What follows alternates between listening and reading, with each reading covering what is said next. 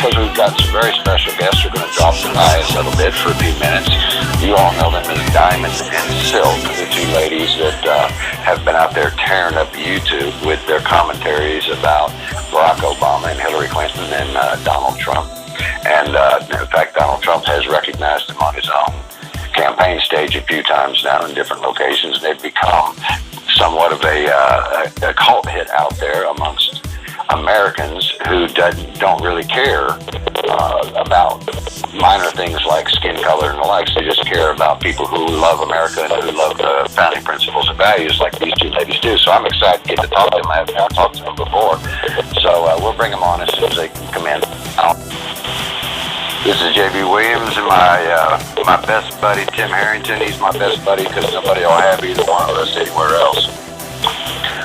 And so, but welcome to another Wednesday evening edition of Election News with JB and Tim. And we want to welcome you and thank you all for being here this evening. And hopefully you're bringing lots of friends with you each week. We're going to do this every Wednesday night at 8 p.m. Eastern Time between now and the election on November 8th, because there's so much information traveling so quickly out there day to day that it takes a massive effort to even try to keep up with it all. And in any event, we're going to try to get to as much as we can every Wednesday night for 90 minutes, 8 o'clock Eastern. So thanks for joining us, and hopefully each week we'll grow in the number of people that are coming in and calling in. There you are. I was beginning to wonder if the Mission Impossible music was ever going to end there for a few minutes. And we chose that bumper music so people know, because I think most people today in America think that saving this country might be Mission Impossible, Tim. And, fortunately, unfortunately, you and I don't think it's impossible. It's just not easy. And, of course, if it was easy, then this country would have never been born in the first place 240 years ago. And so freedom is not about how hard or how easy it is. It's just about being willing to do whatever it takes in order to become free or remain free. And that's what we want to focus on this show tonight. Waver, nor do he back down.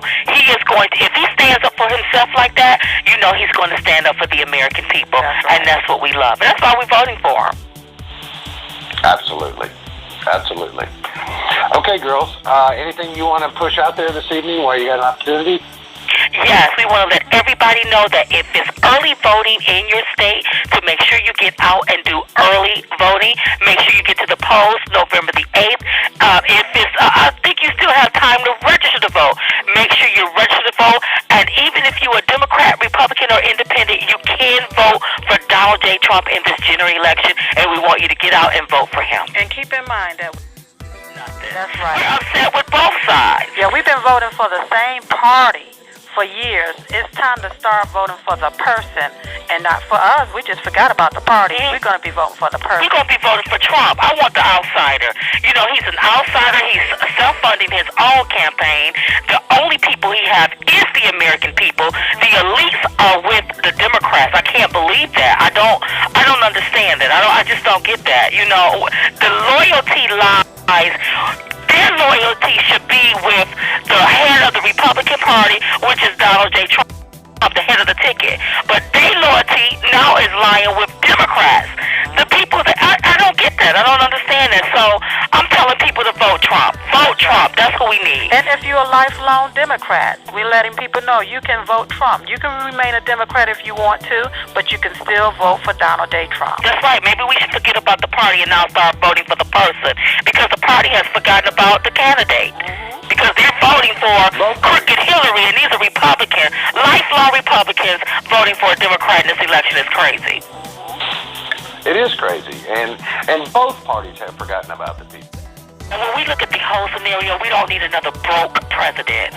We want the next president to sign the front of those checks, not be signing the back of those checks. If you ever want to know what's going on with the body of people, look at the head. We want our next president to be prosperous and successful, so that can trickle down to the body of people, and they will become prosperous and successful. Yeah, you cannot rob Peter to pay Paul. We got to stop doing that. You just can't do that in our country. Go ahead, Sil. And also, you know, when you take a look around to the communities, especially the black communities, and see, you know, people on the street unable to make it because there's no jobs, unable to provide for their families, homeless and hopeless. You know, you wonder, like, what's going on here, especially with you having your first quote-unquote black president in office. And so when Donald Trump announced that he was running, it's like what he said made sense. You know, as an African-American or black person, especially black person, you know, if you do something right now as an American person, you're going to get locked up and you're going to go to jail. But how is it that a person can cross that border illegally, come here, and we give them food, houses, we give them clothes, we give them medical, okay? They work a U.S. job, get U.S. money, but pay no U.S. taxes. But our brothers and our sisters, our white brothers and our white sisters, you know, they can't find a good job or a decent job. So when Donald Trump came along and said, hey, that border needs to be secure, it needs to be secure, because as long as illegal immigration continue to run amok on this country, the American people is going to continue to be riding dirty. We're going to continue to be homeless and hopeless. And it's time for people to now come up out of the rut. I mean, who will want and want to sign something to send jobs overseas? Especially good jobs. Especially good jobs where you gainfully employed. Another thing that I want to say, Obama, being the first black president, being from Chicago, never reached back to help the people in Chicago. We've had almost, 3,000 people shot this year, and he looks the other way. Committed the crimes that she committed, we would be in jail for it. Exactly. The system is crooked, so we don't like any of it. Exactly. All right, good, awesome. Because I'm right there with you. I'm so right there with you. I know that Tim is right there with you too. I know that probably every listener that we ever get or reader that we have of a column or a book is a nice guy for 20 years writing a political column. And racist is the thing I've been called the most. And nowhere, none of those people know me, number one. Number two, they don't know that me and my wife and my 2 kids raised 3 black boys in our home, and all 3 of them went through high school, and 2 out of 3 are right now in college. And I've never told anybody, because that's private family stuff, okay? But I'm not telling you that in order to be somebody myself. I'm telling you that because we're not white, we're not black, we're not Mexican. We're either American or we're not American. That's right. That's right. And we've also been taught. My home, and they didn't come in all at the same time. They came from 3 different family situations that were less than desirable, and somebody needed to help. We never officially adopted them, but we took them in and we fed them and we clothed them and we raised them and we get them in and out of school, right? And so, and they're family to us, and they know this is where they land. If they need a place to land, they land here. They all know that. And but I remember sitting at the kitchen table one morning on a weekend, and I heard them going back and forth talking about the issue of race and racism that they were hearing in public school system, and they were kind of getting in a ruckus about it between themselves. And I said, wait a minute. I said, I'm going to tell you something that probably nobody else will ever tell you. And I hope you listen to me, because I'm telling you this for your own good. When you no longer care, nobody around you is going to care. When you see yourself as an equal, you will be an equal. And you will be treated as such. When you see yourself as just another American, you will be just another American. But if you make everybody focus on that which divides us, then all of us, Americans, are going to ultimately be minorities in our own country. All of us are. Because it's by that division, those divisions, that they control us. That's right. And that's what Hillary is trying to use, that race card to control us. Yes, ma'am. Well, listen, ladies, I'll bring this other caller on real quick. Cody, I'm turning on your microphone real quick. And so if you've got a question for the ladies, please go ahead real quick.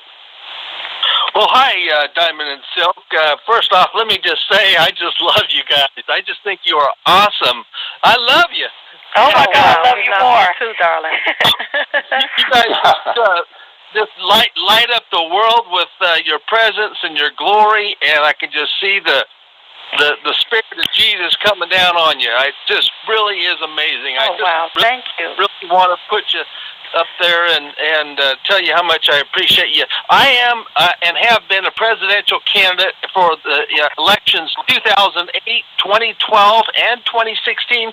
And in 2012 and 2016 in the Democratic Party, I challenged Obama's on his eligibility. In 2008, I was the first presidential candidate to actually do John McCain and Obama on the birther issue. And this is where my question comes in, because I have always taken it as it's a constitutional principle and a constitutional issue. It's not a color issue. But I was really, really disappointed in the preparation of Donald Trump in that first debate, because I just feel like he blew it. If he would just say, you know what, Hillary, I don't think, if my recollection is clear, John McCain is white. He was sued. Ted Cruz is brown, and he was sued. He was not eligible. And Obama was black, and he is sued. But that doesn't make it a color issue. It makes it an American issue. And boom, she gets the framed as the race baiter. What do you think about that?